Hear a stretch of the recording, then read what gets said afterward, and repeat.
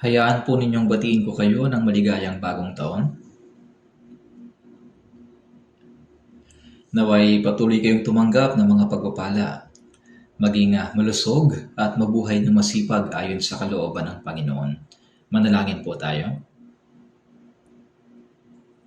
Mahabagin naming Amang Diyos, sa mga huling araw na ito ng kasaysayan na inyong itinakda, nagpapasalamat po kami na kami ay inyong unang tinawag at iniligtas mula sa napakaraming tao. Salamat po sa pagsama sa amin at sa pagtulong upang makapamuhay kami ayon sa inyong salita at kalooban sa loob ng iglesia kung saan kayo ay kasama namin at gumagawa. Kami na mga tinubos sa pamamagitan ng mahalagang dugo ng Panginoon, pakiusap, panghawakan niyo po kami ng inyong salita at ng kapangyarihan ng Espiritu Santo upang sa mga natitirang araw ng aming buhay ay huwag na kaming mabuhay pa ayon sa mga pagnanasa ng laman, ni magnais pa sa mga walang kabuluhang bagay ng mundong ito. Sa halip ay tulungan niyo po kami na mamuhay lamang ayon sa banal na kalooban ng Diyos para sa inyong kaluwalhatian at para sa banal na gawain ng Diyos. Nagpapasalamat po kami sa inyo, Panginoon, sa pagsama at pagkilos sa aming mga iglesia sa buong bansa at sa maraming bansa sa buong mundo. Dalangin namin na samahan po ninyo ang mga brothers and sisters na nagpapanatili ng kanilang pananampalataya at nangangaral ng Ebanghelyo sa gitna ng mga kahirapan. Kumilos po kayo sa gitna nila upang sa mga huling araw na ito, ang inyong ninanais na dakilang gawain ay maisakatuparan. Sa oras na ito, salamat po sa pagpahintulot sa amin ng mga tinubos sa pamamagitan ng mahalagang dugo ng Panginoon na magkatipon sa inyong harapan upang matuto ng inyong salita at mag-fellowship. Pakiusap, pagmasdan po ninyo ang bawat isa sa amin at panghawakan kami sa pamamagitan ng inyong mahabaging mga kamay.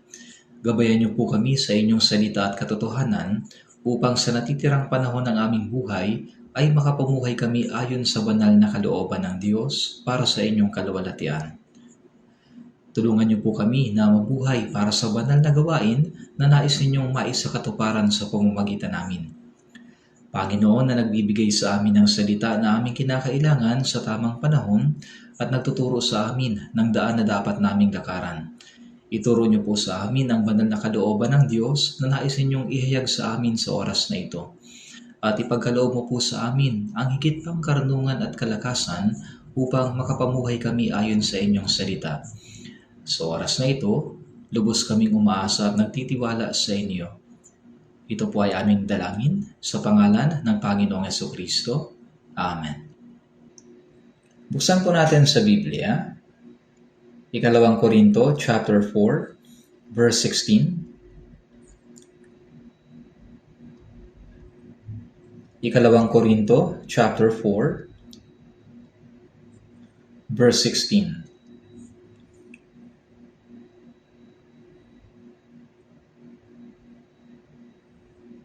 Chapter 4, verse 16.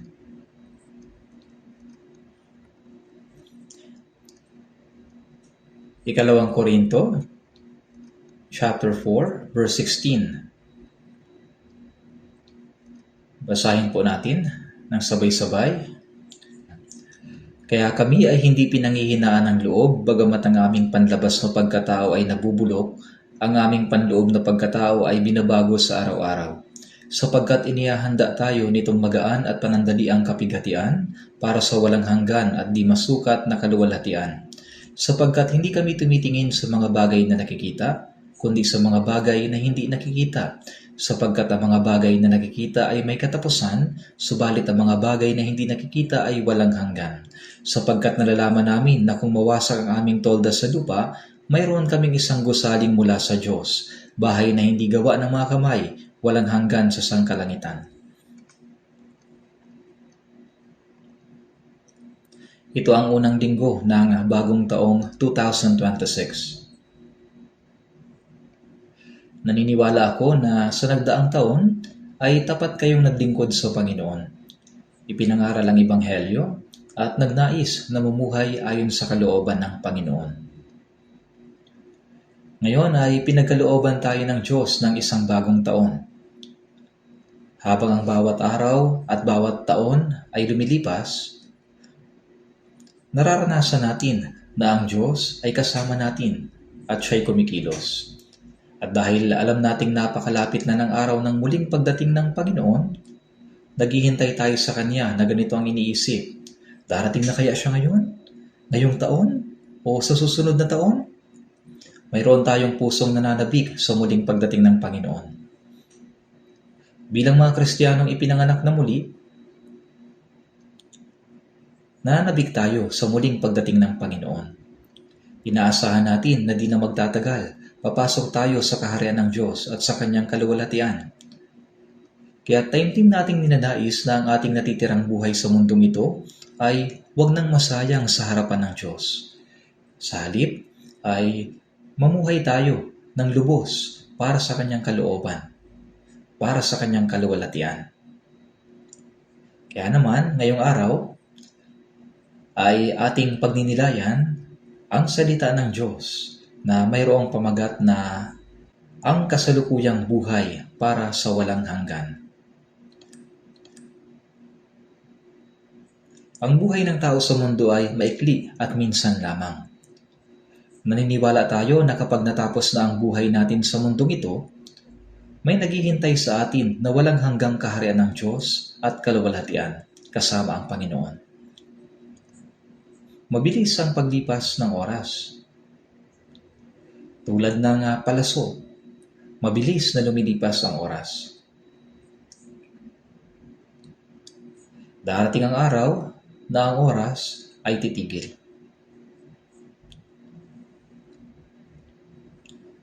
At mabubuhay tayo kasama ang Panginoon sa walang hanggang daigdig na iyon, sa walang hanggang kaharian ng Diyos, kung saan wala ng oras.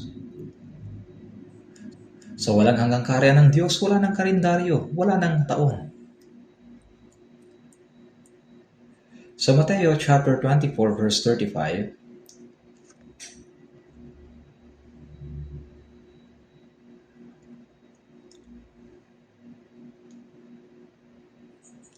ang langit at ang lupa ay dilipas, ngunit ang aking mga salita ay hindi dilipas. Ang langit at ang lupa, pati ang mundong tinitirhan natin ngayon ay magwawakas kapag dumating na ang itinakdang panahon ng Diyos. Ngunit ang aking mga salita ay hindi dilipas. Ibig sabihin, ang mga pangako ng Diyos na nakasulat sa Biblia, ang lahat ng salitang sinabi ng Diyos ay hindi maglalaho. Ang mga ito'y tiyak na matutupad. Matutupad ayon sa Kanyang salita at mga pangako.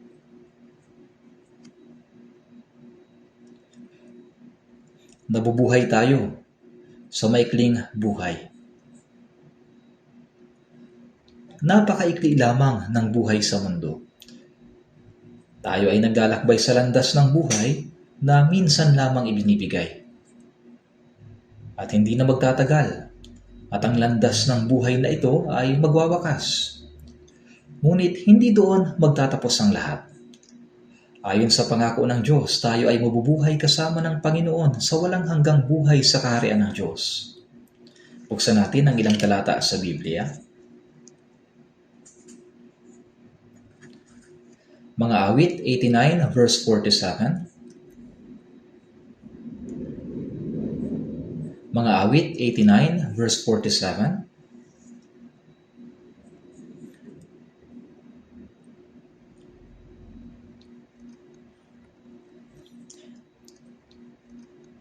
Basahin po natin ng sabay-sabay.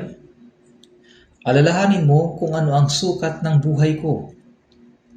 Sa anong walang kabuluhan nilalang mo ang lahat ng mga anak ng mga tao.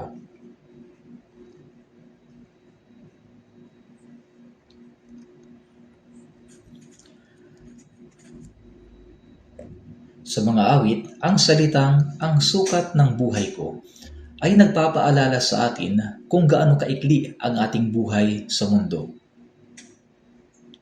Alalahanin mo kung ano ang sukat ng buhay ko.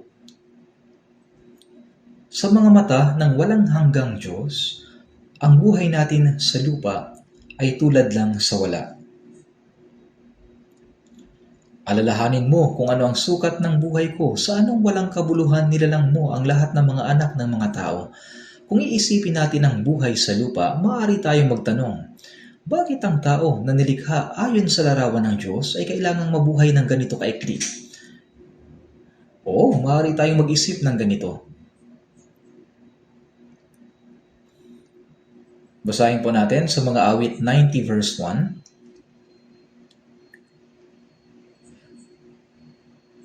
Panginoon, ikaw ay naging aming tahanang dako sa lahat ng salinlahi.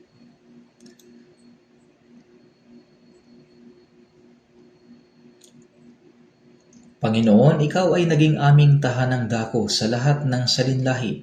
Ano ang ibig sabihin nito? Bagamat tayo namumuhay dito sa lupa ng sandali lamang at ang ating buhay ay maikli, hindi doon nagtatapos ang lahat. Panginoon, ikaw ay naging aming tahanang dako sa lahat ng salinlahi. Ang Panginoon ang ating tunay na tahanan. Mamumuhay tayo magpakailanman kasama siya. Sa John chapter 14 verse 20, sinabi ni Jesus, sa araw na iyon ay malalaman ninyong ako'y nasa aking Ama, at kayo'y nasa akin, at ako'y nasa inyo.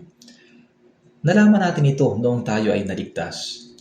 Ang Diyos ay nasa atin, at tayo'y nasa Kanya. Ibig sabihin, tayo naging isa sa Panginoon. Naparito ang Diyos sa mundo upang iligtas tayo. Sa kanyang 33 taong ng buhay sa mundo, ipinanganak siya bilang isang tao. Nabuhay siya ng 30 taon bilang anak ng isang mahirap na karpentero. At marami siyang tiniis na mga kahirapan sa loob ng 3 kalahating taon ng kanyang pampublikong ministeryo. Sa bandang huli, siya na isang taong matuwid ay hinatulan ng kamatayan gaya ng pinakamasahol na makasalanan. Ipinako siya sa krus, tiniis niya ang kahihiyan at sakit, at nagdanak ng dugo hanggang sa kamatayan. Ang maikling buhay ng Diyos sa mundo ay para sa layuning iligtas tayo. Naparito siya upang tubusin tayo sa ating mga kasalanan at gawin tayong mga anak ng Diyos at dalhin sa kanyang kaharian. Kaya, Panginoon, ikaw ay naging aming tahanang dako sa lahat ng salinlahi. Panginoon, ikaw ay naging aming tahanang dako sa lahat ng lahi. Ang Diyos ang ating tahanan. Hindi lang dito sa sanlibutan, kundi maging sa paglisan natin sa mundo. Paglisan natin sa mundong ito, tayo ay maninirahang kasama niya sa walang hanggan at maluwalhating kaharian. Panginoon, ikaw ay naging aming tahanang dako sa lahat ng salinlahi. Siya ay naging ating tahanang dako. Kaya hindi lamang dito sa sanlibutan, kundi maging sa paglisan natin sa mundo.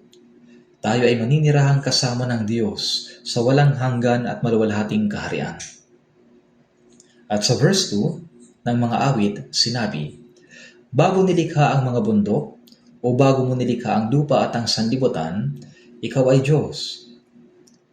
Mula sa walang hanggan hanggang sa walang hanggan. Bago pa man likhain ng sanlibutan ay sinabi na, nilikha mo ang lupa at ang sanlibutan. Ikaw ay Diyos mula sa walang hanggan hanggang sa walang hanggan. Walang pasimula ang Diyos. Ang Diyos ay walang pasimula. Siya ay mula sa walang hanggan hanggang sa walang hanggan. Ang walang hanggang Diyos ay siyang naging ating tahanang dako. Tayong mga naligtas, kapag nawala na sa mundo, mabubuhay tayo kasama ng Diyos sa walang hanggan. Kaya makakasama natin ang Diyos sa walang hanggan.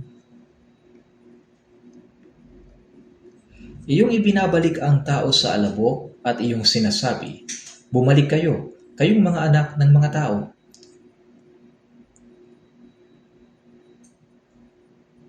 Hindi nilikha ng Diyos ang katawan ng tao para sa buhay na walang hanggan. Ang buhay ng tao ay may kapanahunan. Sa Ecclesiastes chapter 3 verse 1, sinabi, sa bawat bagay ay may kapanahunan at panahon sa bawat bagay sa silong ng langit. Ang Diyos ay nagtakda ng panahon para sa sangkatauhan. Sa mga Gawa chapter 17 verse 23, itinakda niya ang mga panahon. Kapag ang itinakdang panahon ay natapos na, ang kasaysayan ay magwawakas. At sinabi na bumalik kayo, kayong mga anak ng mga tao. Paano tayo babalik? Sa Korinto 15:47 sinabi, ang unang tao ay mula sa lupa, isang taong mula sa alabok. Dahil sa ang katawan ay mula sa alabok, kaya nabubuhay ang katawang ito sa pagkain ng mga bagay na mula sa lupa. At sa huli ito ay babalik sa alabok. Ngunit ang ating espiritu ay babalik sa Diyos na nagbigay nito. Ngayon, sa mga awit 90 verse 4 sinabi, sapagkat ang 1,000 taon sa iyong paningin ay parang kahapon lamang kapag ito'y nakalipas, o gaya ng isang gabing pagbabantay. Sa pananaw ng Diyos, ang 1,000 taon ay parang kahapon lamang kung lumipas. At sa 2 Pedro chapter 3 verse 8 ay sinabi, sa Panginoon, ang 1,000 taon ay tulad ng isang araw. Kaya sa paningin ng Diyos, ang 1,000 taon ay parang kahapon lamang. Gaya ng isang gabing pagbabantay. Isang bagay na madaling lumipas. Sa verse 5, iyong dinadala sila na parang baha. Sila'y nakatulog. Kinaumagahan ay parang damo na tumutubo. Tulad ng pagtulog ng tao sa buong magdamag at paggising, gayon din ang ating buhay dito sa lupa. Ito'y isang maikling pagtulog. Ngayon, tingnan natin sa verse 9 at 10. Verse 9 at 10. Sapagkat sa ilalim ng iyong puot, lahat ng aming araw ay lumilipas, na gaya ng buntong hininga. Ang aming mga taon ay nagwawakas. Ang mga taon ng aming buhay ay 70 taon, o kung malakas kami ay 80 taon. Ngunit ang mga ito ay hirap at kaguluhan lamang, ang mga ito ay madaling lumipas at kami ay nawawala.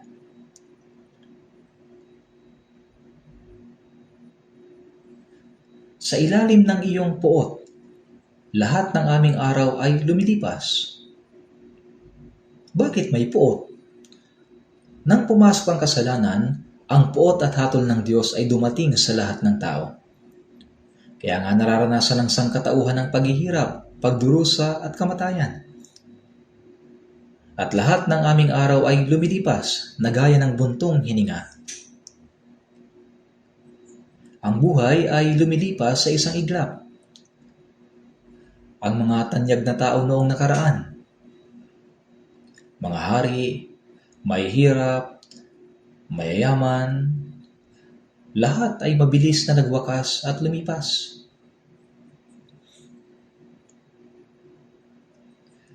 Ang mga taon ng aming buhay ay 70 taon, o kung malakas kami ay 80 taon. Ang awit 90 ay may pamagat na panalangin ni Moses na tao ng Diyos. Sa mga panahong iyon ay sinabi, ang mga taon ng aming buhay ay 70 taon, o kung malakas kami ay 80 taon. Alam natin na si Moses ay nabuhay ng 120 taon. Ito ay isang espesyal na kaso. Ang mga taon ng buhay ay unti-unting umiikli. Nang bumisita ako sa ilang bansa, napansin ko na ang karaniwang haba ng buhay ay 50 taon. 60 taon o mas mababa pa. Depende sa kalagayan ng kapaligiran, lalo na sa may hirap na kalagayan, maaaring mas maikli ang buhay. Ngunit, sinabi, ang mga taon ng aming buhay ay 70 taon, o kung malakas kami ay 80 taon. Ang mga nabubuhay na higit rito ay malakas. Ngunit ang mga ito ay hirap at kaguluhan lamang. Minsan, tinanong ko ang isang lolo, Lolo, matagal na kayong nabubuhay. Kung babalikan ninyo ang nakaraan, ano ang pumapasok sa isip nyo? Sumagot siya, walang sino man na nagdusa tulad ko. Ang nananatili na lang sa aking alaala ay ang mga pagdurusa. Iilan lang ang mga araw ng kagalakan, ginhawa at kaligayahan. Ang marami ay pagod at dalamhati. Ang mga ito'y madaling lumipas at kami ay nawawala. Ang ating buhay sa mundong ito ay mabilis na lumilipas, gaya ng palaso. Kapag ang palaso ay pinakawalan, mabilis itong lumilipad. Gaya nito, ano man ang direksyon na ating tinatahak, ang buhay ay lumilipas na gaya ng palaso. Mabilis na lumilipas. Bagaman ang buhay natin sa mundong ito ay panandalian lamang, ang ating Diyos ay nananatili magpakailanman. Nilikha ng Diyos ang tao ayon sa kanyang sariling larawan, upang ang tao ay maging katuwang sa kanyang pag-ibig, upang tumanggap ng kanyang buhay at mamuhay kasama niya sa kanyang kaharian, upang tamasahin ang walang hanggang kaluwalhatian. Nilikha ng Diyos ang tao ayon sa kanyang larawan upang tulad ng Diyos, siya ay mabuhay magpakailanman. Ngunit, dapat nating maunawaan na ang ating buhay sa mundong ito ay mabilis at panandalian lamang. Kapag natapos na ang maikling buhay natin sa mundo, tayo na mga ipinanganak na muli kay Kristo ay mabubuhay magpakailanman kasama ang Panginoon sa kanyang kaharian. Ito ang buhay na pag-asa na ipinagkaloob sa atin.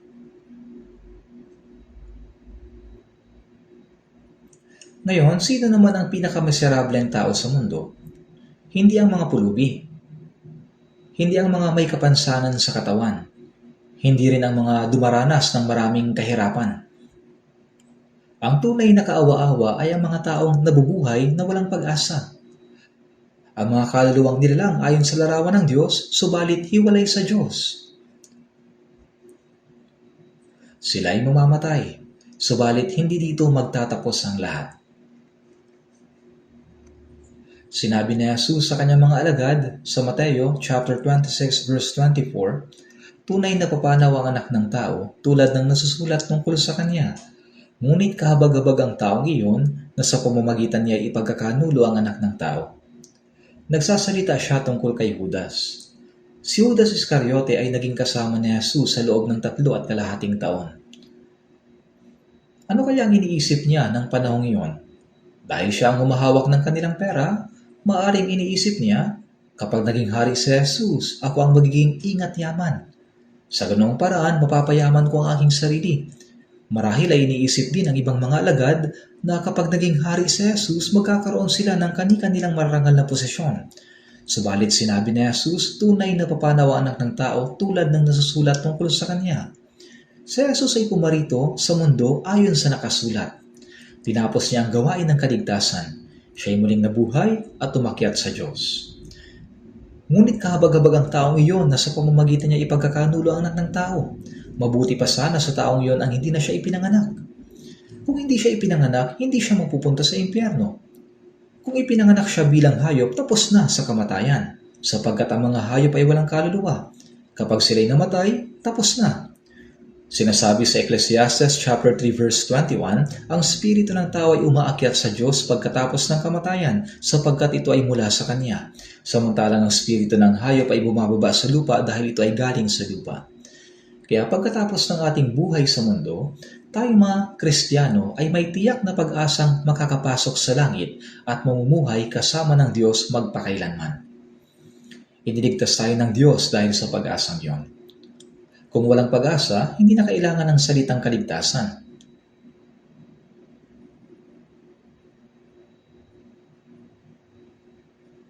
Ibinigay sa atin ng Diyos bilang mana ang walang hanggan at maluwalhating kaharian, ang kaharian ng Diyos.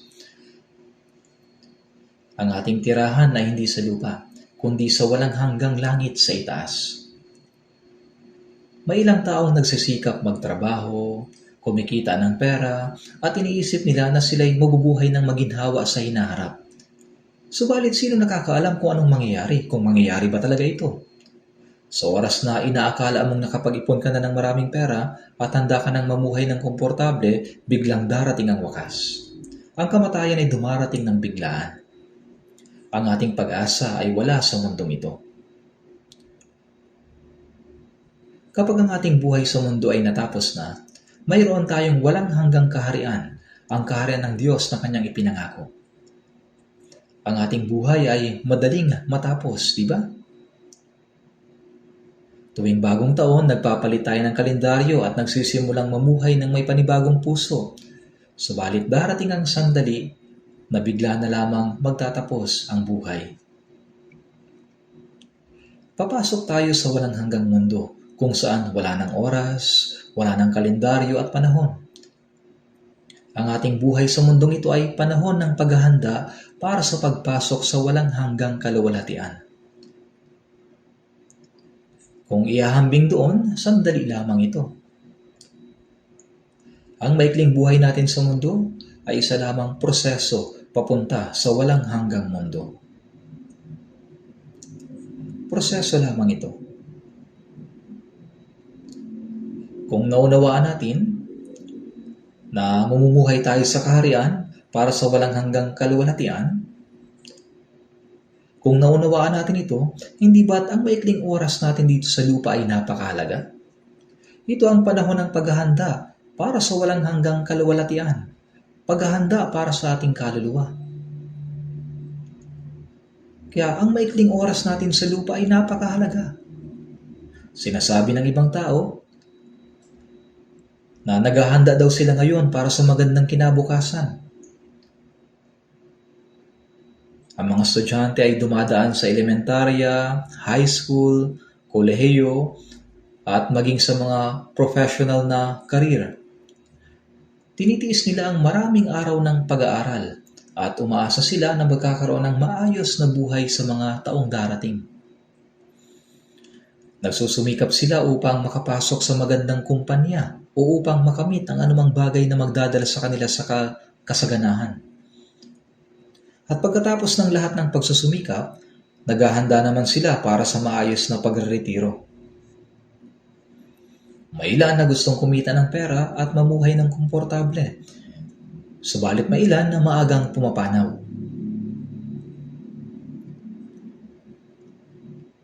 Sino ba ang makikinabang sa lahat ng pinagpaguran mo? Sa Lucas chapter 12 verse 19, sinabi ng mayamang lalaki, "Kaluluwa, marami ka ng pag-aaring nakaimbak para sa maraming taon.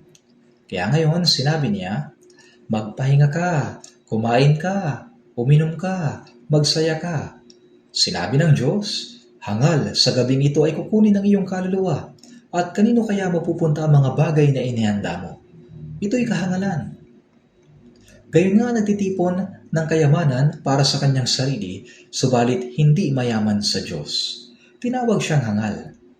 Hindi tayo naghahanda para sa mahaba at masaganang buhay sa mundo.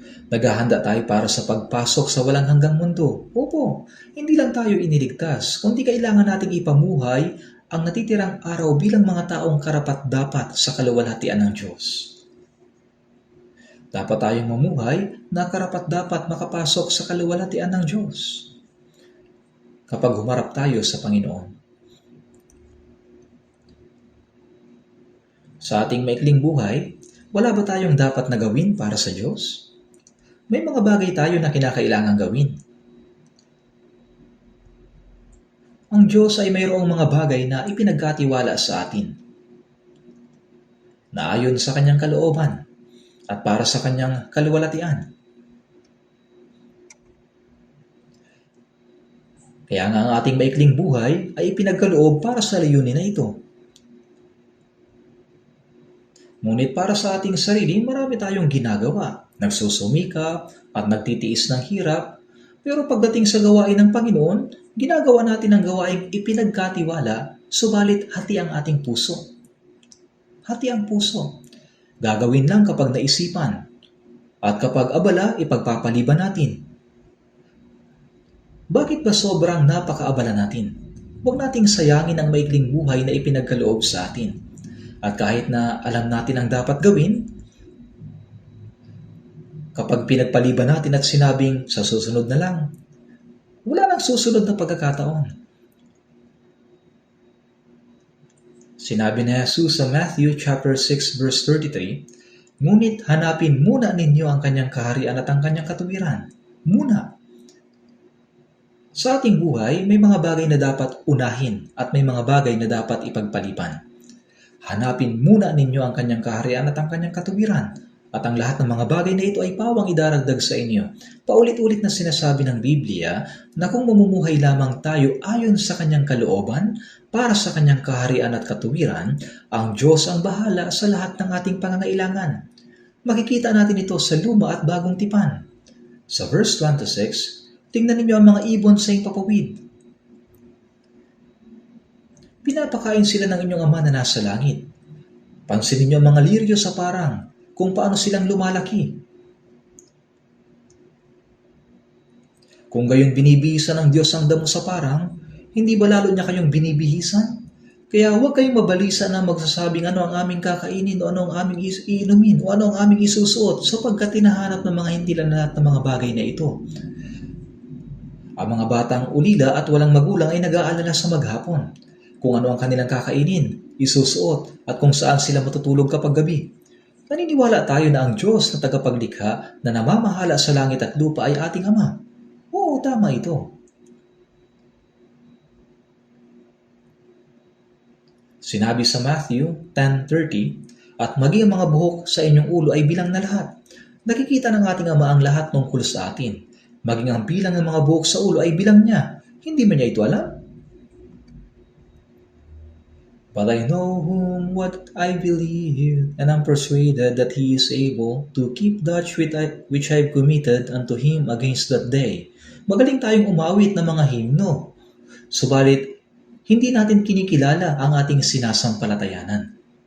Kaya nga namumuhay tayo sa pag-aalala. Sinasabi niya ng paulit-ulit na kung mamumuhay tayo ayon sa kanyang kalooban, siya na ang bahala sa iba pang bagay. Subalit, hindi natin ito lubos na pinaniniwalaan. Naniniwala tayo na si Jesus ay namatay sa krus at muling nabuhay upang tubusin ang ating mga kasalanan at iniligtas tayo. Subalit nakapagtataka na hindi natin lubos na pinaniniwalaan na siya'y kasama natin sa buhay natin. Sinabi sa Hebreo 13:8, si Jesucristo ay siya rin kahapon, ngayon at magpakailanman.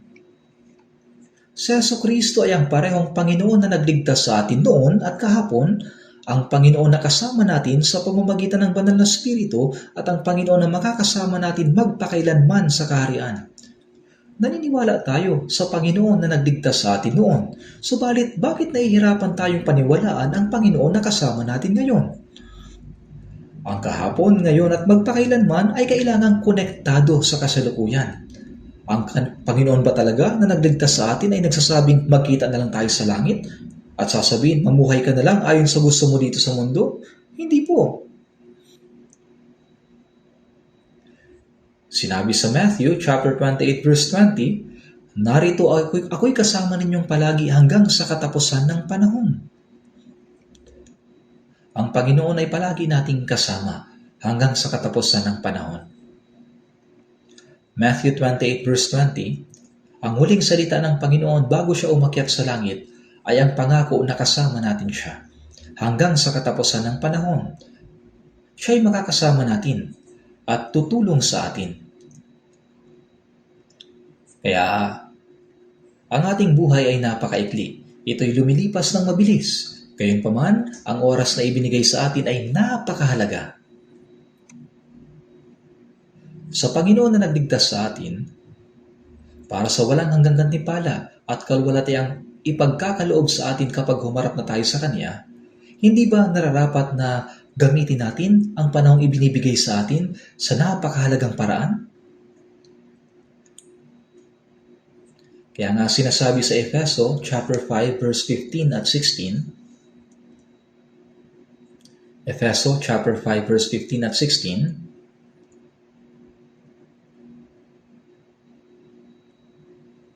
hindi gaya ng mga mangmang, kundi gaya ng marurunong na sinasamantala ang panahon sapagkat ang mga araw ay masasama.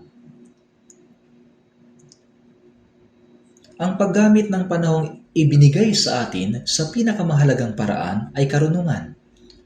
Silang mga gumagamit ng panahon sa walang kabuluhan ay tila walang malinaw na layunin sa buhay.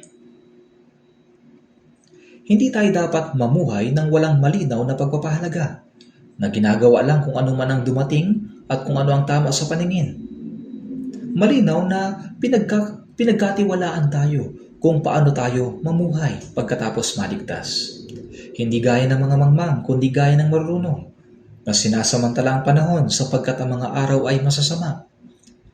Ang katotohanan ang araw ay masasama ay nangangahulugang ang pamumuhay sa sanlibutan ito ay napapasailalim ng kasamaan. Hindi tayo dapat matangay o magpadala sa impluwensya ng mundo dahil sa takot na mapag-iwanan. Hindi tayo dapat nagpapatangay at nagpapa-impluwensya sa mundo. Na sinasamantala ang panahon sapagkat ang araw ay masasama. Kaya huwag kayong maging mga hangal na kundi unawain ninyo kung ano ang kalooban ng Panginoon.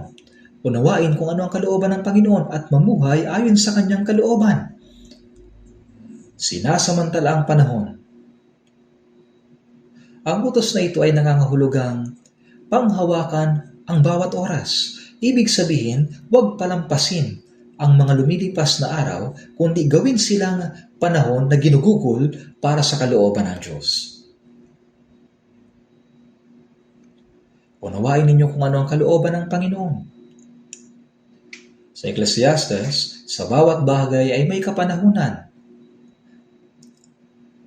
Matyagang nagtiis at naghintay ang Diyos hanggang sa maipangaral ang Ibanghelyong ito sa buong sanlibutan. At kapag ang Ibanghelyo ay naipangaral na sa buong mundo at ang takdang panahon na itinakda ng Diyos ay ganap ng natupad, ang lahat ng taong papasok sa kaharian ng langit ay magiging ganap na handa. At kapag ang takdang panahon yun ay natupad, magwawakas ang kasaysayan. Ganyan ang mangyayari. Tiyak na ngayon, nabubuhay na tayo sa huling panahon. Mga huling araw kung saan ang kasaysayan ay tiyak ng magwawakas. Sabi sa Ecclesiastes, ginawa niya ang bawat bagay na maganda sa kapanahunan niyon. Ano ang kanyang ibinigay? Inilagay rin niya ang walang hanggan sa isipan ng tao. Ang nais ibigay ng Diyos sa atin ay hindi isang bagay na nakikita dito sa lupa. Sa 2 Korinto chapter 4 verse 18, sapagkat ang mga bagay na nakikita ay may katapusan, subalit ang mga bagay na hindi nakikita ay walang hanggan. Yan ang sinasabi sa kasulatan. Bagamat ang aming panlabas na pagkatao ay nabubulok, ang ating laman ay dahan-dahang humihina at tumatanda, at maaari nating isipin, ito na ba ang wakas ng aking buhay? Hindi po ito ang wakas. Sa halip ang ating espiritu, ang ating panloob na pagkatao ay binabago sa araw-araw. Ang ating panlabas na pagkatao, ang ating katawan ay unti-unting nasisira araw-araw. Ngunit ang ating panloob na pagkatao ay patuloy na binabago sa araw-araw, gaya ng isang agila patungo sa mas mataas na dako. Sapagkat inihahanda tayo nitong magaan at panandali ang kapigatian para sa walang hanggan at di masukat na kaluwalhatian. Noong isinusulat ang bagong tipan, nakakaranas ang mga Kristiyano ng matinding pag-uusig at kapigatian. Sa Israel, pinatay ng mga Hudyo si Jesus. Inusig ang mga sumampalataya kay Jesus at ninais pang patayin ang mga apostol. Gaano karami ang mga pagdurusa noon? Sa Roma, binihag ni Emperador Nero ang mga Kristiyano. Pinatay sila, ipinako din sa krus, binuhusan ng langis at sinunog. Pinakain sa mga leon at mababangis na hayop. Ang mga pangyayaring ipinakita sa pelikulang Quo Vadis ay tunay na nangyari sa panahong iyon. Dahil dito, hindi mabilang ang mga taong namatay. Nang pumunta ako sa Roma, may isang lugar na tinatawag na catacombs. Sinasabi na ang mga catacombs na yon ay mga lugar kung saan hinukay ang lupa upang itayo ang lungsod ng Roma. Napakaraming bilang ng mga lagusan sa ilalim ng lupa. Ang mga Kristiyano ay namuhay ng palihim doon upang makatakas sa mga pag-uusig. Kaya kapag ang mga Kristiyano ay napatay ng mga leon o hinatulan ng kamatayan, pumupunta sila roon sa gabi upang ilibing sa loob ng catacombs sa Roma. Sa maraming lugar nakasulat ang ganito, si ganito ay natutulog. Napakalalim na mga lagusang iyon. May isang Japanese na turista na pumasok sa catacombs, naligaw at doon na namatay sa loob ng lagusan. Kaya limitadong bahagi lang ng lugar na yon ang pinapayagang pasukin. Hindi na maaaring lumampas pa doon. Sinasabi din na ang mga sundalong Romano nang pumasok sa catacombs upang huliin ang mga Kristiyano ay hindi na nakalabas pa. Ngunit para sa mga Kristiyano, ang mga lagusang iyon ay naging kanilang kandungan. Sa unang Korinto 15:55, O kamatayan, nasaan ang iyong pagtatagumpay? O kamatayan, nasaan ang iyong tibo? Subalit, salamat sa Diyos na nagbibigay sa atin ng pagtatagumpay sa pamamagitan ng ating Panginoong Hesukristo. Ang mga ganitong salita ay nakasulat doon, gaya ng si ganito ay natutulog. Marami pang mga ganitong sulat ang matatagpuan doon. Kahit sa gitna ng ganitong pagdurusa at kapigatian, pinanatili nila ang kanilang pananampalataya. Kahit pa sila ay naging pagkain ng mga leon. Kaya ang mga Kristiyano sa mundong ito ay dumaranas ng maraming pag-uusig, kapigatian at paghihirap. At sa gitna ng mga pagdurusang ito, ay pinangahawakan nila ang kanilang pananampalataya. Ngunit sa araw na magwawakas ang lahat ng pagdurusang iyon, gaya ng pangako ng Diyos sa atin, ibibigay ng Diyos sa atin ang pusong nananabik sa walang hanggan. Ang pananabik ng ating kaluluwa. Mayroon tayong pusong naghahangad ng walang hanggan. At tayo naligtas sa pamamagitan ng pananampalataya at tinanggap natin ang buhay na walang hanggan. Mayroon tayong katitiyak na pag-asa na makapasok sa walang hanggang kaharian. Sinabi ni Jesus sa John chapter 3 verse 15, upang ang sino mang sumampalataya sa Kanya ay magkaroon ng buhay na walang hanggan. Natanggap na natin ang buhay na walang hanggan.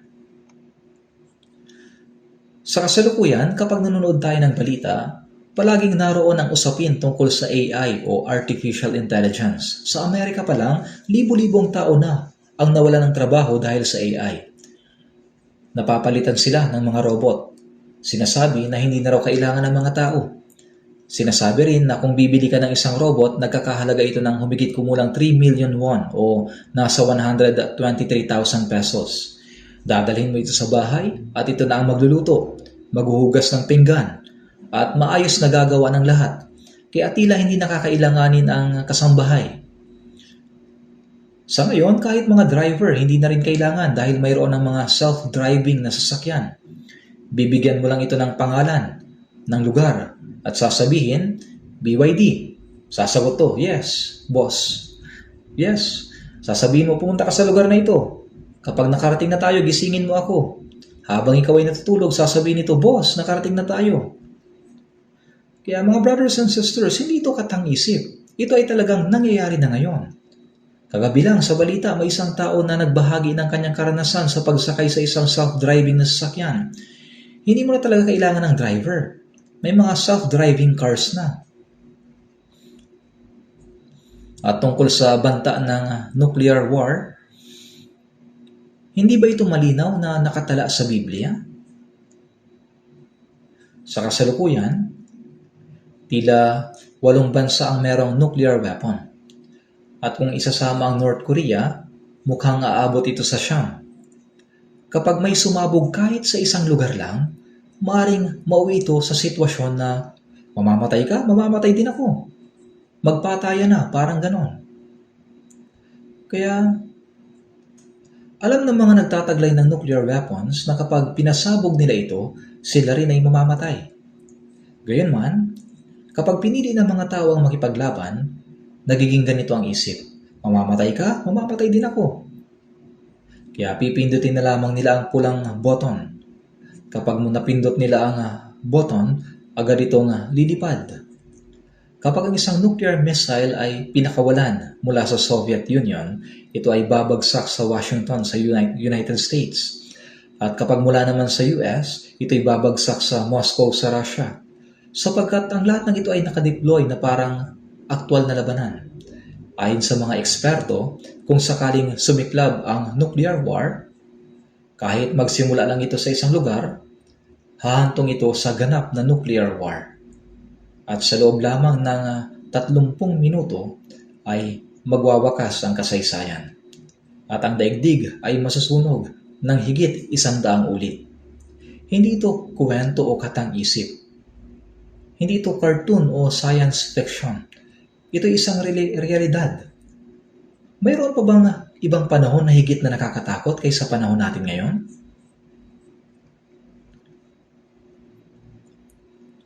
At ang magandang balitang ito ng kaharian ay ipapahayag sa buong daigdig bilang patotoo sa lahat ng mga bansa at pagkatapos ay darating ang wakas.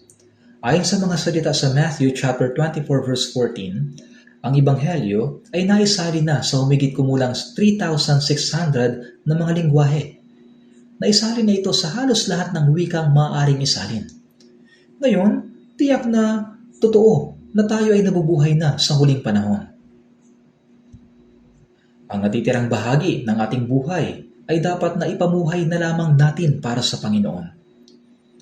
Isa itong talata na madalas nating pinag-aaralan at minimemorize, Roma chapter 14 verse 7 at 8. Walang sino man sa atin ang nabubuhay sa kanyang sarili at walang sino mang namamatay sa kanyang sarili. Sa ating mga naligtas na Kristiyano, walang sino man sa atin ang nabubuhay sa kanyang sarili at walang sino mang namamatay sa kanyang sarili.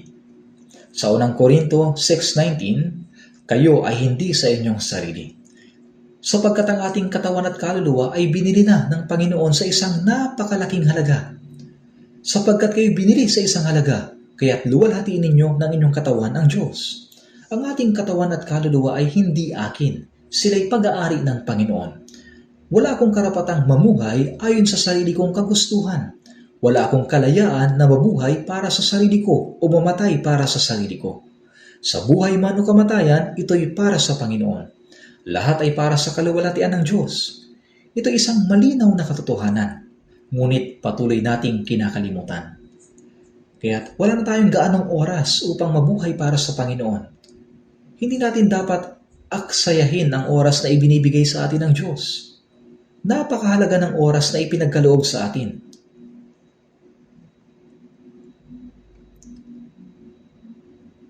Awit 90 verse 9, sapagkat sa ilalim ng iyong puot, lahat ng aming araw ay lumilipas, na gaya ng buntong hininga, ang aming mga taon ay magwawakas. Tunay na napakaikling panahon lamang. Ngunit sa maikling panahon ito, tayo nabubuhay para sa walang hanggan. Ito ang buhay sa kasalukuyan na ipinapamuhay para sa walang hanggan. Hindi tayo nabubuhay para sa kasalukuyan. Ipinapamuhay natin ang kasalukuyan para sa walang hanggan. Sa awit 39 verse 4 to 7, hindi ba si David ang dakilang hari ng Israel, ang tumalo sa lahat ng hukbo ng mga dayuhan sa paligid at naging dakilang hari? Ang watawat ng Israel ay may bituin na tinatawag na David Star na binubuo ng dalawang nagtatapat na tatsulok. Tinatawag itong Star of David, pinangalan sa kanya. Pinagmamalaki nilang ginawa itong kanilang pambansang watawat. Gayunpaman, ano ang sinabi ng dakilang si David? Panginoon, ipaalam mo sa akin ang aking katapusan at kung ano ang sukat ng aking mga araw. Ipaalam sa akin kung gaano kadaling lumipas ang aking buhay. Nais niyang malaman kung gaano kabilis dumarating ang kamatayan. Kahinaan bilang isang tao. Narito ang aking mga araw ay ginawa mong iilang mga dangkal. Sa paningin mo'y tulad sa walang aking buhay. Tunay na bawat tayo nakatayong gaya ng isang hinanga lamang. Alam ito ni David. Sinabi ni Napoleon, wala sa vocabulary ko ang salitang imposible. Ito isang pagmamataas. Pagkatapos niyang matalo sa digmaan dun sa Waterloo at makulong sa isla ng St. Helena, sinabi niya, ako'y nabigo. Marami ang nanumpa ng katapatan sa akin. Gayunman, silang lahat ay tumalikod sa akin. Ako'y nabigo, sabi niya. Sa huli, siya na nagmalaki na nothing is impossible sa aking dictionary ay wala ring nagawa nang nakita niya mga bagay na imposible. At meron pa siyang isang sikat na sinabi, Jesus na Nazareno, ikaw ang nagtagumpay. Marami siyang binasa ng mga aklat. Nagdala siya ng aklat sa kariton sa digmaan at natutulog lamang ng ilang oras. Sa palagay ko ang huling aklat na kanyang binasa ay ang Biblia. Kaya sinabi niya, Jesus Nazareno, ikaw ang nagtagumpay. Ilang tao ang umibig kay Jesus at nabuhay at namatay para sa kanya. Ikaw ang nagtagumpay at ako'y nabigo. Ito yung sinabi ni Napoleon. Jesus, ikaw ang nagtagumpay.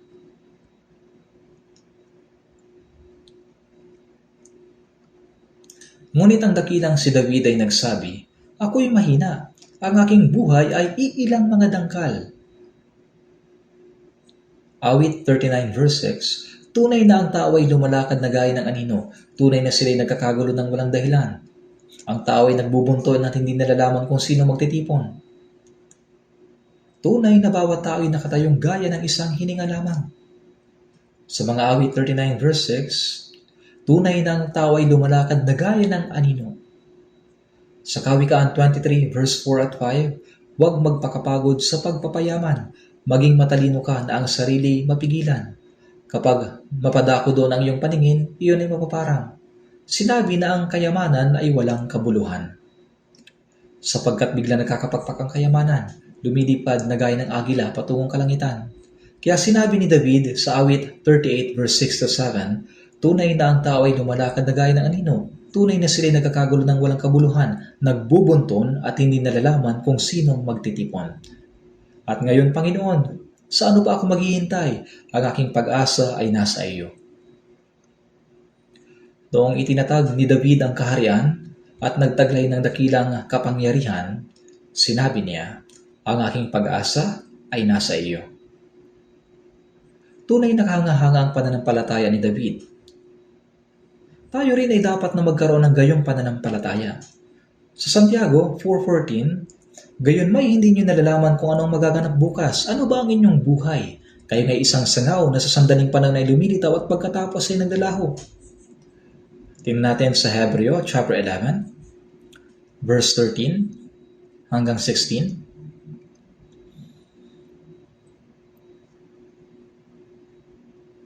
Hebreo chapter 11, verse 13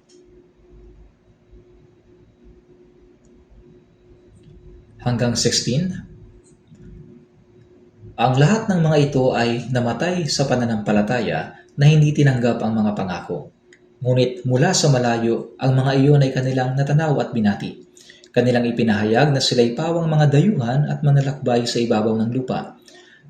Sapagkat ang mga nagsasabi ng gayong mga bagay ay nagpapakilalang sila ay naghahanap ng sariling bayan. Kung kanilang naalala ang kanilang pinanggalingan, nagkaroon sana sila ng pagkakataong makabalik. Ngunit sila ay nagnais ng isang higit na mabuting lupain, sa makatuwid ay ang makalangit. Kaya't ang Diyos ay hindi nahihiyang tawaging Diyos nila, sapagkat kanyang ipinaghanda sila ng isang lungsod. Ang mga mananampalataya sa lumang tipan ay nagsabi na sila'y pawang mga dayuhan at manlalakbay lamang sa ibabaw ng lupa. Sa Filipos chapter 3 verse 20, sapagkat ang ating pagkamamamayan ay nasa langit. Noong tayo'y naligtas, tayo'y naging mamamayan ng langit. Ang ating pagkamamamayan ay nasa langit. Tayo'y pawang mga dayuhan at manlalakbay lamang sa ibabaw ng lupa. Ang dayuhan ay may sariling bayan. Ang manlalakbay ay mayroong pinagmulang bayan. Ang mga tao ay nahihiga sa kanilang dating tahanan noong kabataan at nagsasabi, nananabik ako sa aking bayan, ngunit hindi na ako makabalik. Subalit ang lugar na iyon ay hindi ang kanilang tunay na bayan. Ang ating tunay na tahanan ay nasa langit. Kung kanilang naalala ang kanilang pinanggalingan, nagkaroon sana sila ng pagkakataong makabalik. Kahit subukan mong bumalik sa pinagmulan natin, wala na yon. Ang puno ng umi o willow tree sa bahay ko nung bata pa ako ay putol na. At ngayon ay may kalsada na sa lugar na yon. Kahit bumalik pa ako doon, wala na yon sa ngayon.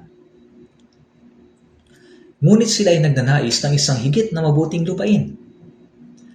Hindi ang kanilang bayang pinagmulan, kundi ang higit na mabuting lupain. Mayroon tayong bagong langit at bagong lupa na inihanda para sa atin sa langit. Sapagkat kanyang ipinaghanda sila ng isang lungsod, inihanda ng Diyos para sa atin ang isang walang hanggang maluwalhating lungsod sa langit. Sa John 14, verse 2 at 3, sa bahay ng aking ama ay maraming tahanan. Kung hindi gayon, sasabihin ko ba sa inyo na ako'y paparoon upang ihanda ko ang lugar sa inyo? At kung ako'y pumunta roon at maihanda ko ang isang lugar para sa inyo, ako'y babalik at kayo'y tatanggapin ko sa aking sarili, upang kung saan ako naroroon, kayo rin ay naroroon. Ang Panginoon ay nauna at inihanda ang isang lugar para sa atin. Kapag siya'y mulang dumating, dadalhin niya tayo sa kahariang iyon. Hindi ka ba nasasabik sa kahariang iyon? Dito sa lupa, tayo ay mga dayuhan at manlalakbay lamang. Ang mga dayuhan ay madalas makaramdam ng kalungkutan at nahihirapang makipag-usap. Kahit pareho ang wika, hindi nagkakatugma ang kanilang mga pag-iisip. Kaya nga nauuwi sa hindi pagkakaintindihan. Ngunit ang mga ligtas ay nagkakaunawaan dahil magkakapareho ang ating pananampalataya. Mayroon tayong iisang pag-asa. Maaari tayong magsama at magkaroon ng pakikisama. Ang dahilan kung bakit hindi tayo makasundo sa iba ay dahil tayo mga dayuhan. Gaya ng mga taong may ibang wika na hindi tayo maintindihan. Ganoon din, hindi nila maunawaan ang ating mga sinasabi.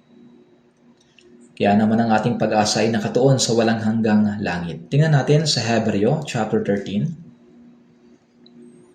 verse 14.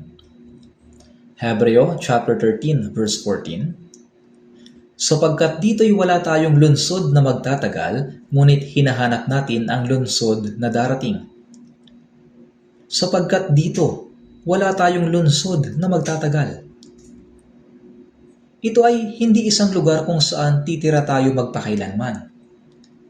Ito'y lugar na pansamantala lamang tayong nananatili at pagkatapos ay aalis.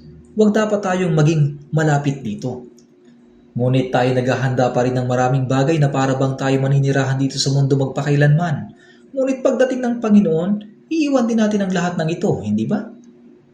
Paalam mundo, ako'y aalis, may himnong ganito. Ang mga anghel ay tumatawag sa atin. Tinatawag ako ng mga anghel mula sa langit, sabi sa himno. Wala na akong pagnanais na manatili sa lupa. Ang mga anghel ay kumakamay.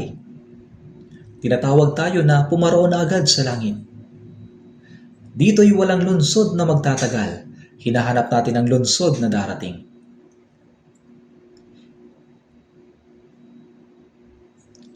Ang mga Kristiyano ay nabubuhay na tinitingnan ang tiyak at maluwalhating hinaharap. Habang ang mga tao sa mundong ito ay nabubuhay na nakahawak sa hinaharap na hindi tiyak. Maraming tao ang nabubuhay na umaasay sa isang hindi tiyak na kinabukasan. Kahit malabo, iniisip nila magiging maayos din ang lahat. Siguro magiging okay. Ngunit ngayon, tayo ay nabubuhay para sa isang walang hanggan, ganap at tiyak na pag-asa. Nabubuhay tayo para sa maluwalhating kaharian na darating. Tingnan natin sa unang Pedro chapter 1, verse 3 at 4. Unang Pedro chapter 1, verse 3 at 4.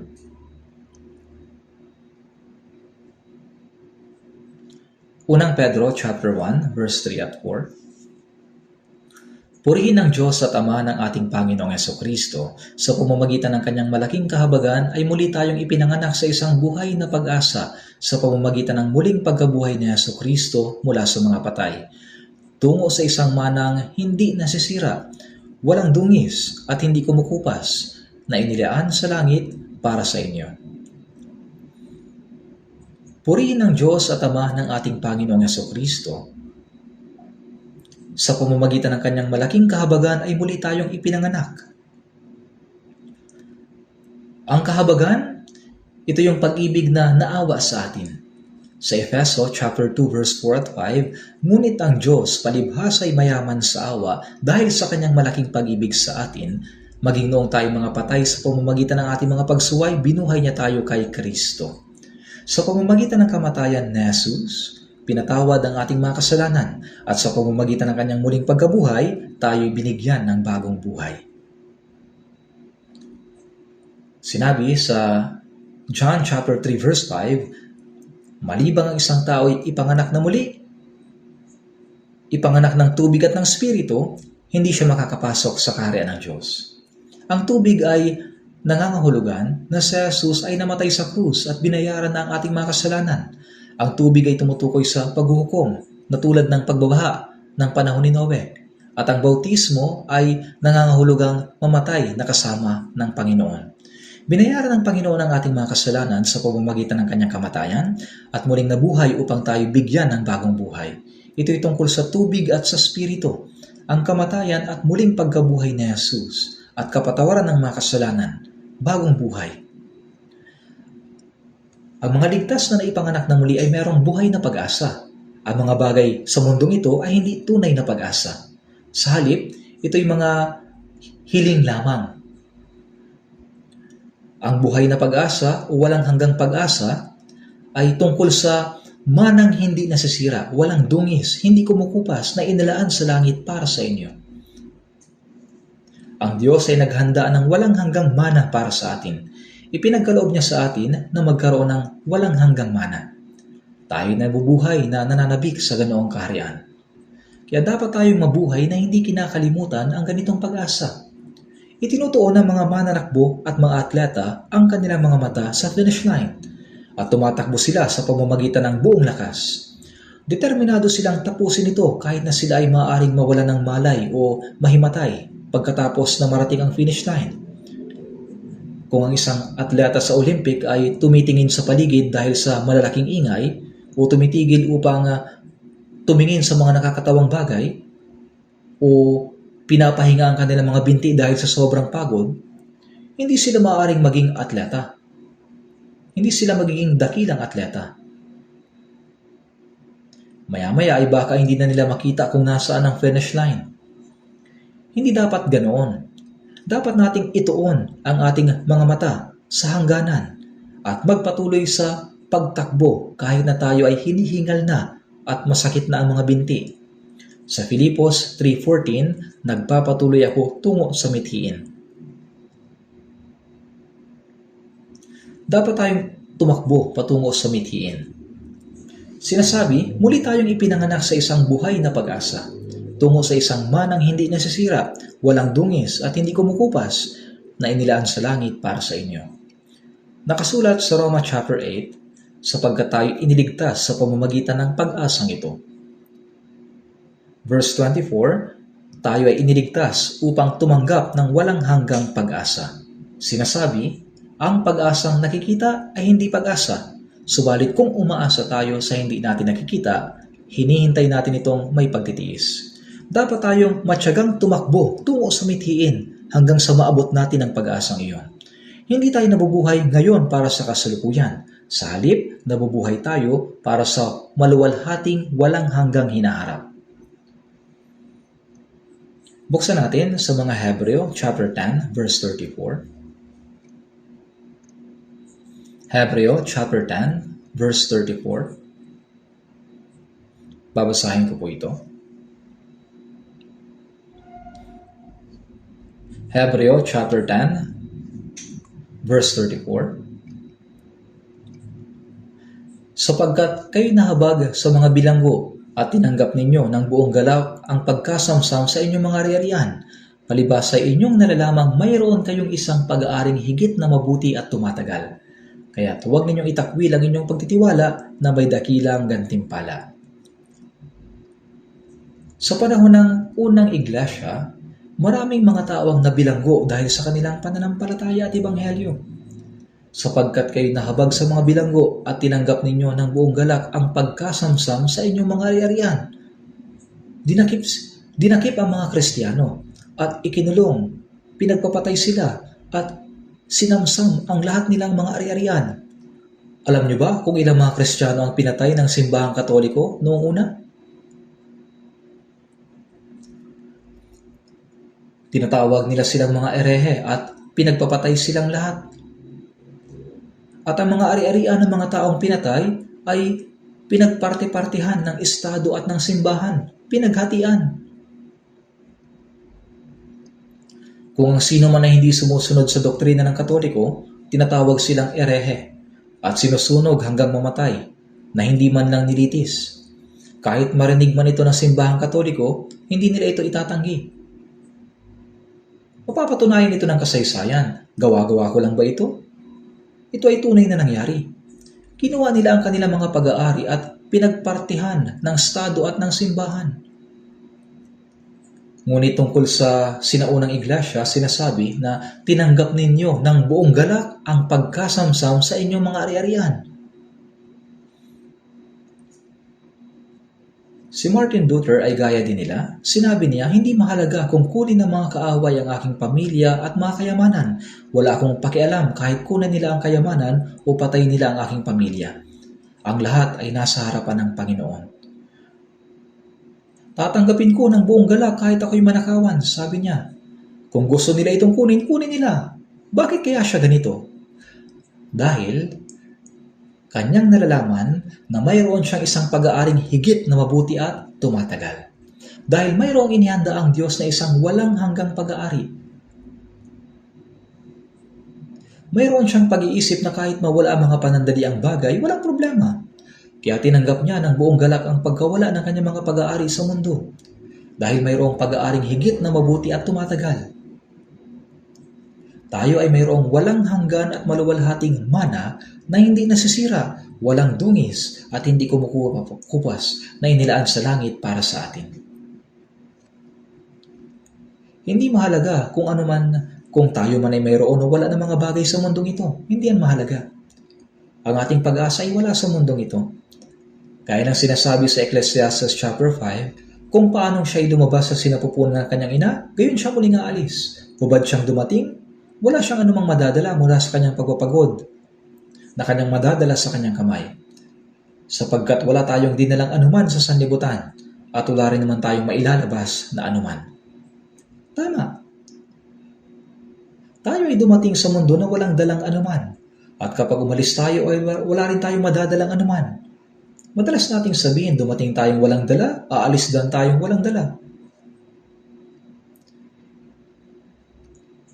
Hindi na natin kailangang magnais na yumaman o kung ano paman. Kailangan lang nating mamuhay ayon sa kalooban ng Panginoon para sa kanyang kaharian at kaluwalhatian at mamuhay sa kung ano ang ipinagkaloob sa atin. Kung gayon, kapag tayo ay tinawag ng Panginoon, maaari tayong umalis. Tama ba?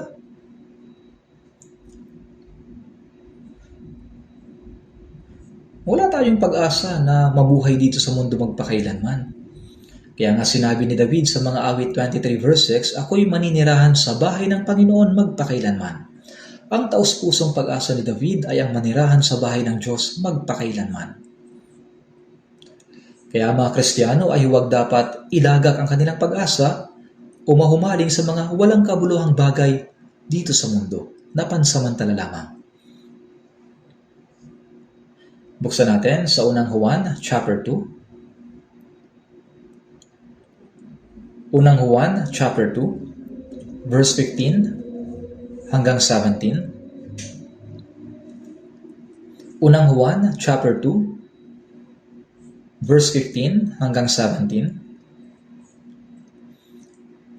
Verse 15 hanggang 17. Basahin natin ng sabay-sabay.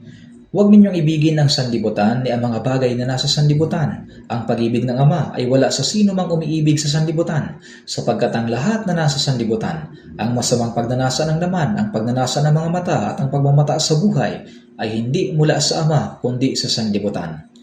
Ang sanlibutan at ang pagnanasa nito ay lumilipas, ngunit ang gumagawa ng kalooban ng Diyos ay mananatili magpakailanman. Huwag ninyong ibigin ang sanlibutan, ni ang mga bagay na nasa sanlibutan. Huwag ibigin. Ibig sabihin, huwag ninyong hayaang matangay nito ang inyong puso. Sapagkat ang pag-ibig sa salapi ay ugat ng lahat ng uri ng kasamaan. Ibig sabihin, hindi dapat maagaw ng pera ang inyong puso. Kung ikaw ay nagtrabaho ng maigi at kumita ng pera, dapat mong gamitin ang perang ito para sa ebanghelyo ayon sa kalooban ng Panginoon. Kung wala kang ganoon karaming pag-aari, ay makontento ka na sa Panginoon sa iyong sitwasyon. Masiyahan ka pa rin kahit wala ka nito. At kung mayroon ka naman, ay huwag mo itong gamitin para sa iyong sarili, kundi para sa kaluwalhatian ng Diyos. Kung iniibig mo ang mga bagay ng sanlibutan, inaalis mo rin ang pag-ibig ng Diyos sa iyong sarili.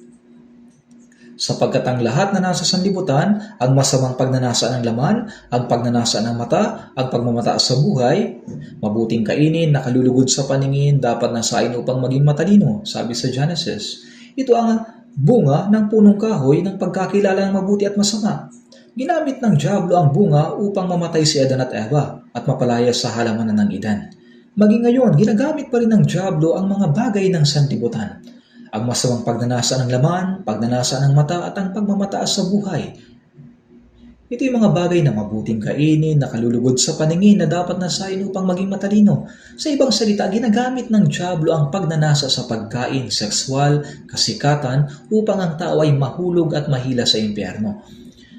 Maging ang mga Kristiyano ay tinutokso rin niya sa pamamagitan ng mga bagay na ito upang sila bumagsak sa kanilang buhay pananampalataya. Hindi tayo dapat mahulog sa mga bagay na ito. Ang lahat ng mga ito ay hindi mula sa Ama kundi sa sanlibutan. Ang sanlibutan at ang pagnanasa nito ay lumilipas. Ang lahat ng mga ito ay lilipas pagkatapos ng maikling panahon. Ngunit ang gumagawa ng kalooban ng Diyos, anong mangyayari? Mananatili magpakailanman. Sinasabi na ang 1 John chapter 2 verse 17 ay nakasulat sa puntod ng sikat na American evangelist na si D.L. Moody. Ngunit ang gumagawa ng kalooban ng Diyos ay nananatili magpakailanman. Tayo nabubuhay para sa karya ng Diyos at sa kanyang kaluwalhatian. Sa 2 Korinto 4:18, binasa natin kanina, sinasabi, sapagkat hindi kami tumitingin sa mga bagay na nakikita, kundi sa mga bagay na nakikita, na hindi nakikita. Sapagkat ang mga bagay na nakikita ay may katapusan. Subalit ang mga bagay na nakikita ay walang hanggan. Talagang kabisado nyo na. Ang mga bagay na nakikita ng ating mga mata ay mga bagay na mabuting kainin, nakalulugod sa paningin at dapat nasain. Ginagamit ng dyablo ang mga bagay na iyon bilang pain o bitag. Kapag ikaw ay nahuli, ikaw ay may hila niya. Hindi dapat mahulog ang mga Kristiyano sa ganitong bitag.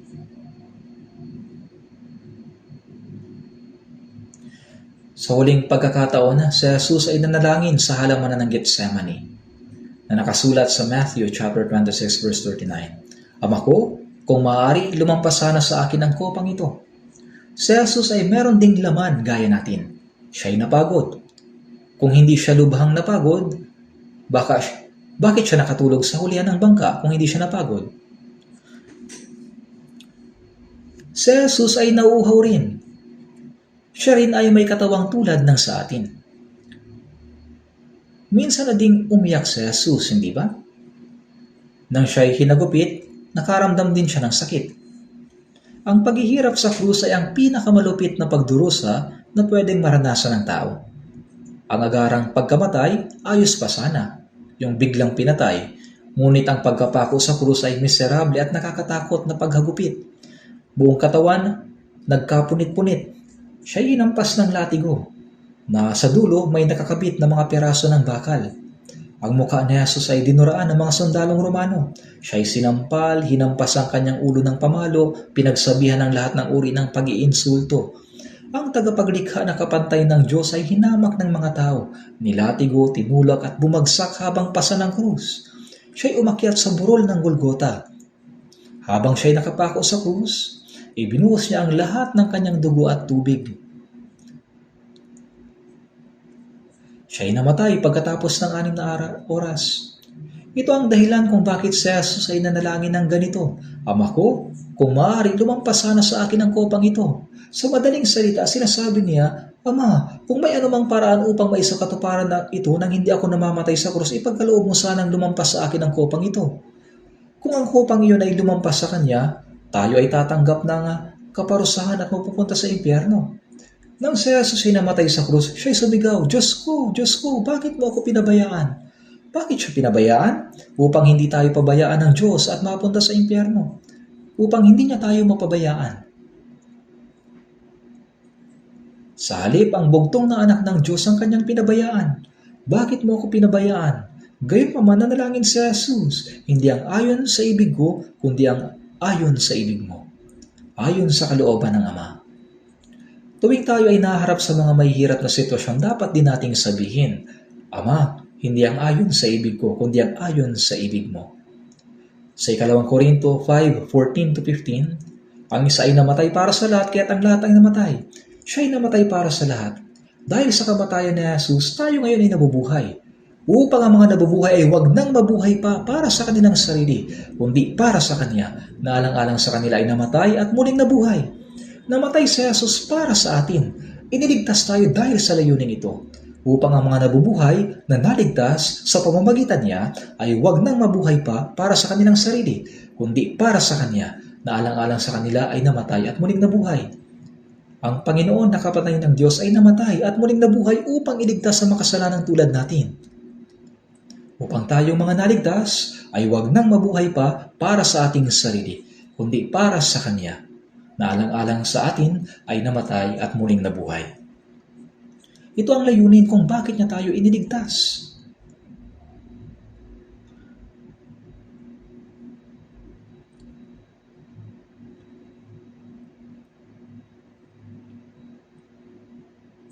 Tingnan natin saglit ang 2 Korinto, chapter 5, verse 9. 2 Korinto, chapter 5, verse 9.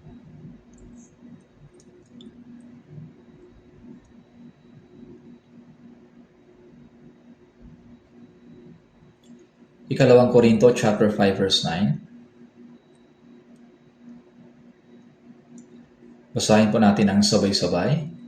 2 Korinto chapter 5 verse 9 at 10. Kaya't maging nasa tahanan o malayo sa tahanan, ang aming mithiin ay ang bigyan siya ng kasiyahan, sapagkat tayong lahat ay kailangang humarap sa hukuman ni Kristo, upang bawat isa ay tumanggap ng kabayaran sa mga bagay na ginawa niya sa pamamagitan ng katawan, maging mabuti o masama.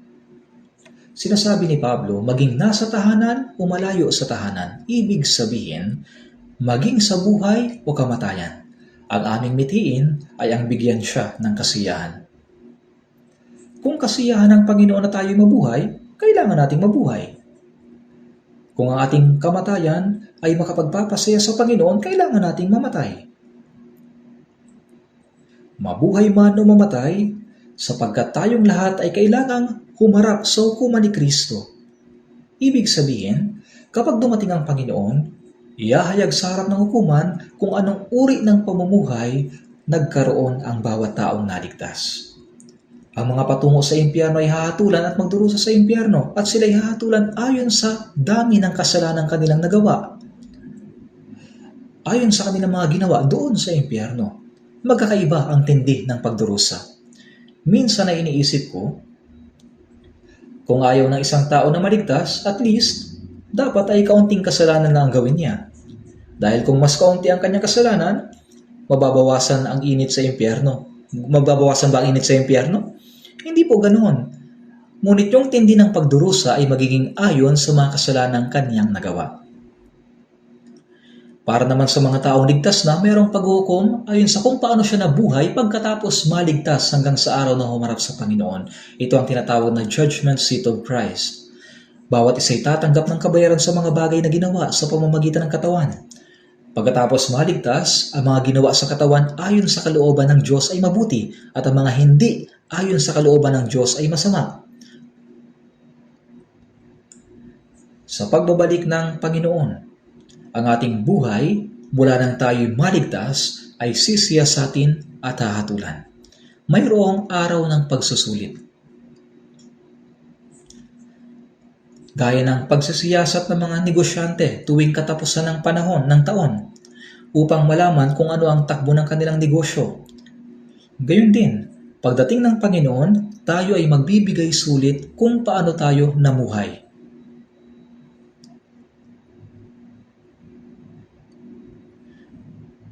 Kung titingnan natin sa 2 Tesalonica 1:12, merong ganitong salita, dahil natanggap natin ang kaligtasan sa pamamagitan ni Jesucristo, dumaranas tayo sa mga kahirapan alang-alang sa kanyang pangalan.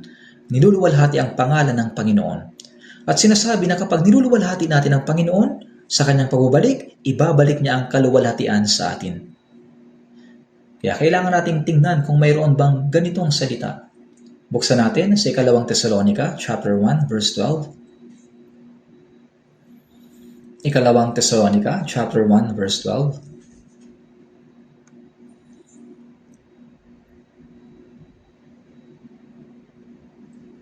2 Tesalonica chapter 1 verse 12. Basahin natin ng sabay-sabay.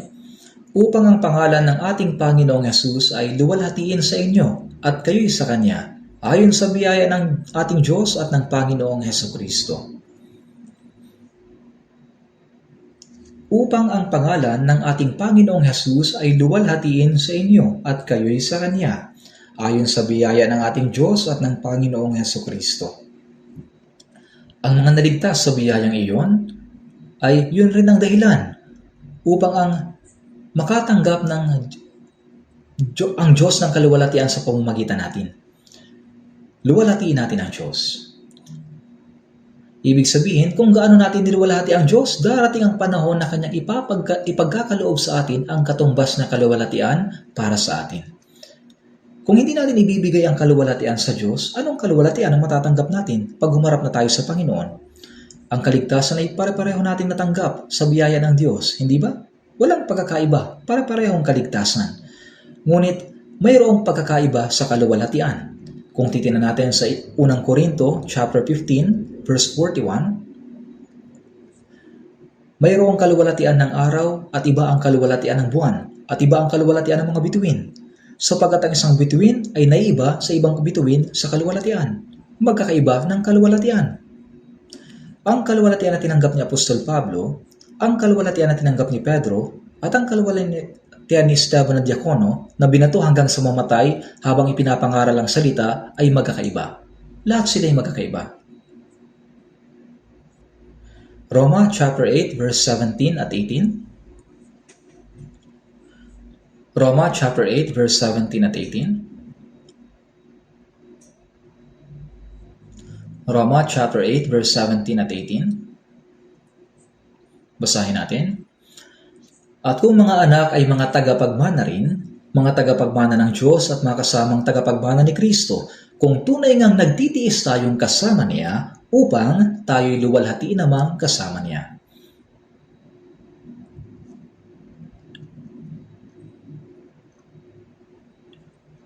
Kaya itinuturing ko na ang pagtitiis sa panahong kasalukuyan ay hindi karapat-dapat mahimbing sa kaluwalhatiang mahayag sa atin. Kaya bilang mga anak ng Diyos, ang salitang mga tagapagmana ng Diyos, ibig sabihin tatanggap tayo ng mana, kasamang tagapagmana ni Kristo. Kung tunay nga nagtitiis tayong kasama niya upang tayo'y luwalhatiin namang kasama niya. Upang tumanggap ng kaluwalhatian kasama niya, paano? Magtiis kasama niya. Kung titingnan natin ang unang Pedro chapter 1 verse 11, ang mangyayaring pagdurusa ni Kristo at ang kaluwalhatiang susunod sa mga ito. Si Jesus, siya mismo ang nagtiis, pagkatapos ay pumasok sa kaluwalhatian. Kung tunay nga nagtitiis tayong kasama niya upang tayo luwalhatiin namang kasama niya. Ang mga mananampalataya sa panahon ng unang iglesia ay nakaranas ng maraming pagdurusa, maraming pagsubok, maraming pag-uusig. Sa 2 Korinto chapter 4 verse 17 na ating binasa, sinasabi, magaan at panandalihang kapigatian. Dito ang pagdurusa at pagsubok ay panandalian lamang. At sa pagpapatuloy, walang hanggan at di masukat na kaluwalhatian. Ang pagdurusa ay panandalian lamang, subalit ang kaluwalhatian ay walang hanggan. Sinasabi dito, walang hanggan at di masukat na kaluwalhatian. Kaya kung nais nating luwalhatiin kasama ni Kristo, dapat din tayo magtiis kasama niya. Ang ating pagdurusa ay maliit kapag tayo nagtiis, ang mga ito ay magtatapos lamang sa kamatayan ba? Ngunit ang kaluwalhatian ay walang hanggan. Ito ay katotohanan. Natatakot pa rin ba kayo sa mga pagdurusa? Halimbawa, kung mag-i-invest ka ng 4,000 pesos ngayon at siguradong tatanggap ka ng 40 million pesos pagkatapos ng 3 taon, mag-i-invest ka ba o hindi? Kung hindi ka mag-i-invest, ito ay kahangalan, hindi ba? Baka mangutang ka pa para lang makapag-invest. Yung mga brothers and sisters, ang kapigatian na tinitiis natin ngayon ay hindi maihahambing sa kaluwalhatiang darating. Ito'y walang hanggan. Hindi pwedeng ikumpara. Sinasabi, magaan at panandaliang kapigatian para sa walang hanggan at di masukat na kaluwalhatian. At ang pagtitiis sa panahong kasalukuyan ay hindi karapat-dapat maihambing sa kaluwalhatiang mahayag sa atin.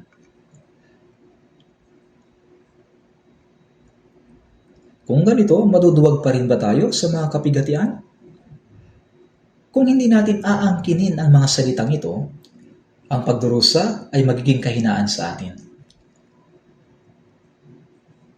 At may isip natin ang mga kaaliwan sa mundong ito. May mga pagkakataon na kailangan nating maranasan ang mapapait na bagay para sa Panginoon.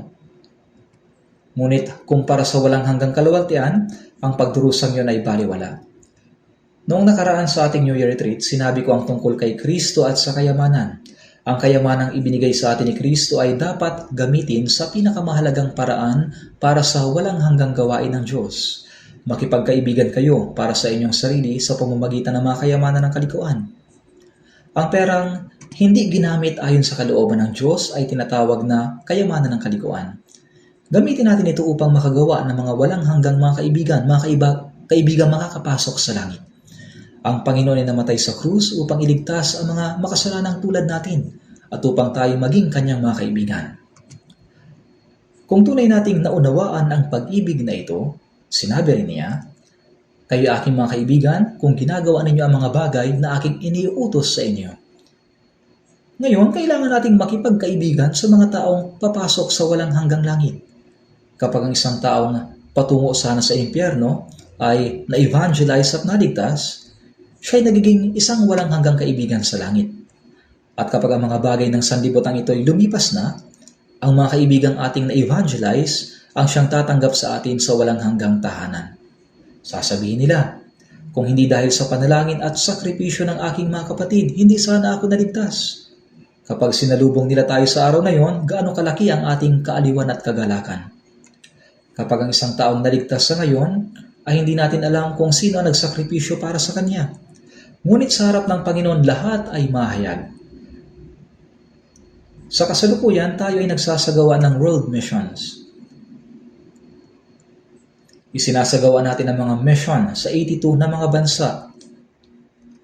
Mayroong 235 churches sa Korea at 1,165 churches sa 82 na bansa.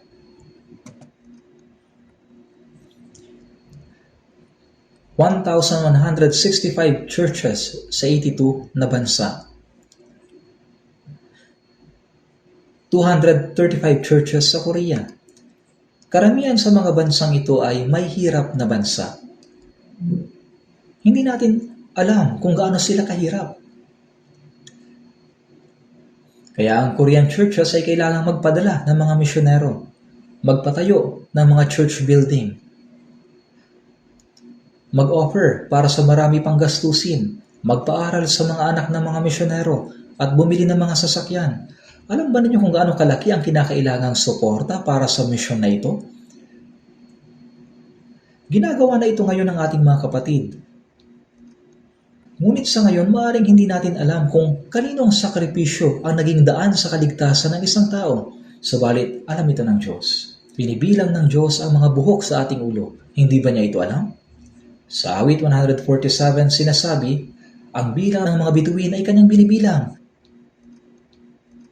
Ibinibigay niya sa kanilang lahat ang pangalan. Wala na isang bagay na hindi alam ang Diyos. At sa unang Korinto 13, pagkatapos ay lubos kong maunawaan kung paano ako ay lubos na nakikilala, makikita natin kung kaninong sakripisyo tayo ay naligtas.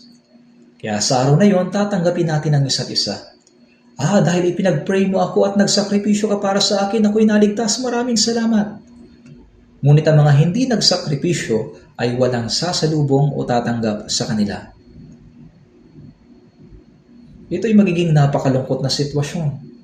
Kaya mga brothers and sisters, ang kayamanang mayroon tayo ay dapat nating gamitin sa pinakamahalagang dahilan para sa pangangaral ng Ebanghelyo.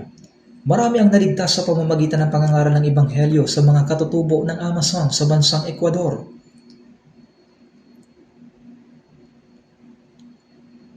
Noong nakaraan, dati, mayroong isang batang misyonero na nagngangalang Jim Elliot. Noon, kasama ang iba pa, nagtungo siya roon sa Ecuador dala ang Ebanghelyo at sila ay naging mga martir. Itong si Jim Elliot at ang kanyang mga kasama ay pinatay ng mga katutubo doon sa Ecuador. Kalaunan, nagpunta ang kanilang mga asawa at sinabi, Ang mga taong pinatay ninyo ay ang aming mga asawa. At pagkatapos, ay ipinangaral nila sa kanila ang Ebanghelyo. Ngayon, ang ating iglesia ay nangangaral na ng Ebanghelyo sa mga taong iyon sa Amazon at marami ang naliligtas. At nais kong ibahagi ang sinabi ni Jim Elliot. Sabi niya, "He is no fool who gives what he cannot keep to gain what he cannot lose." Siya ay isang matalinong tao.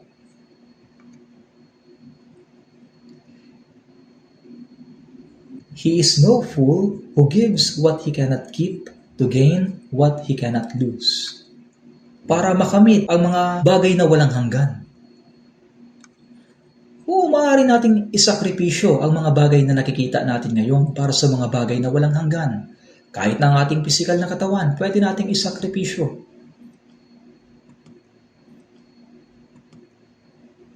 Sa Filipos chapter 2 verse 5 to 8, sinabi ni Apostol Pablo, "Magkaroon kayo sa inyo ng ganitong pag-iisip na kay Kristo Jesus din naman, na siya bagamat nasa anyo ng Diyos, ay hindi niya itinuring na isang bagay na dapat panghawakan ang pagiging kapantay ng Diyos, kundi hinubaran niya ang kanyang sarili at kinuha ang anyong alipin na naging katulad ng tao. At palibas ay natagpuan sa anyo ng tao, siya ay nagpakababa sa kanyang sarili at naging masunurin hanggang sa kamatayan, maging sa kamatayan sa krus.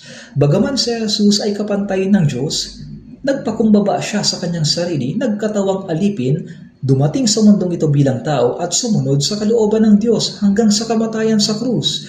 Ito rin ang kaisipan na dapat nating taglayin. Ang Panginoon ay namatay sa krus upang iligtas tayo. Kung gayon, anong sakripisyo ang hindi natin kayang gawin upang iligtas ang ibang kaluluwa? Kaya nararapat lamang na gawin natin ang lahat ng dapat nating gawin. Kapag dumating ang Panginoon, darating ang araw na susuriin kung paano tayo nabuhay pagkatapos ng kaligtasan. Sa araw na yon, nais nating marinig ang Matthew 25:21. Magaling, mabuti at tapat na alipin. Hindi yung Matthew 25:26, ikaw na masama at tamad na alipin. Tayo ay nabubuhay ngayon sa isang napakaigling buhay. Maaaring bigla tayong mawala. Tayo mga taong nabubuhay sa kasalukuyan alang-alang sa walang hanggang kaluwalhatian. Nararamdaman ko na ang araw ng aking pagpunta sa lugar na yun ay napakalapit na. Malamang na tayo'y magkasama ring pupunta. Kaya sa nalalabing panahon na ipinagkaloob sa akin, higit pa nag-aalab ang aking hangarin na gawin ng buong lakas ang lahat ng ipinagkatiwala sa akin ng Panginoon. Manalangin na po tayo. Mahabagin naming Amang Diyos, dahil sa aming kasalanan, ay nararapat kaming tumanggap ng walang hanggang paghuhukom at kapahamakan. Ngunit nahabag kayo sa amin at minahal kami sa pamamagitan ng mahalagang dugo ng Panginoong Yesus na namatay bilang kapalit namin at nagbuhos ng kanyang dugo upang patawarin walang hanggan ang lahat ng aming mga kasalanan. Iniligtas ang aming mga kaluluwa at ibinigay sa amin ang maluwalhating pag-asa na makapasok sa walang hanggang kaharian ng Diyos. Naway maghari kayo sa amin upang tunay kaming makapamuhay sa nanalabi naming oras para sa kalooban at kalawalatian ng Diyos. Gamitin mo po kami ayon sa inyong banal na kalooban at gabayan kami upang ang maikling buhay na inyong ipinagkatiwala sa amin ay hindi masayang, bagkus ay maialay sa inyong kalooban at kalawalatian. Dalangin po namin ito sa pangalan ng Panginoong Yesus. Amen.